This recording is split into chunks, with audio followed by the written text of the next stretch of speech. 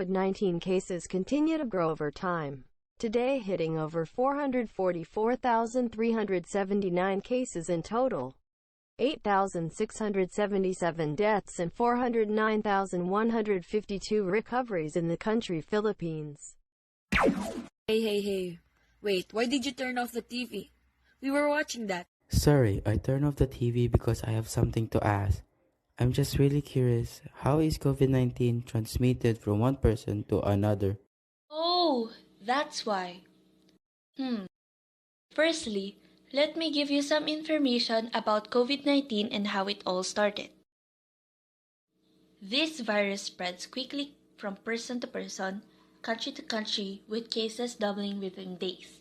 This virus is the severe acute respiratory syndrome-related coronavirus 2 that causes the disease called COVID-19, simply called the coronavirus. It infects humans, leading to an upper respiratory infection. Most viruses start with animals, like in the case of corona.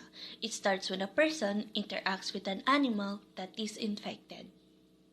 A person infected with coronavirus talks, sneeze, and cough. Tiny droplets with millions of viruses spreads to the air and lands everything nearby, and without realizing, we breathe them in.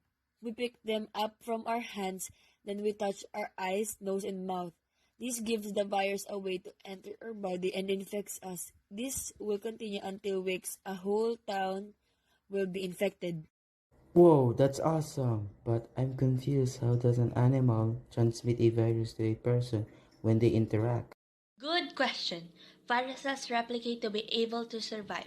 If a living host of a certain species, such as an animal or plant, inside of which a pathogen survives without causing a disease by itself, makes them a reservoir. The more cramped these animals are, the greater way for the viruses to remain. Just think of animals in wet markets. They have a higher chance of being a reservoir. It's said that the first people who got infected with the coronavirus visited a wet market in Wuhan, China.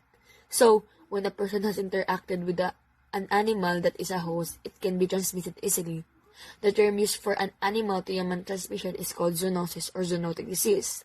It's in our hands on how we would react to it in the early days of the outbreak. Enable for us to turn this into a slow pandemic, we need to stay away from crowded spaces, wear a mask to protect ourselves, keeping our hands away from our face, cover our mouth when we cough or sneeze using our bent elbow, washing our hand often with soap and water, and by cleaning surfaces that are touched, often with disinfectant to keep us safe. All these actions can help stop the spread of coronavirus and can keep ourselves, our family, and our environment safe. That's great. Anyways, let us continue watching the news. And sorry about earlier. Hehe. That is the PPE Patrol news for today.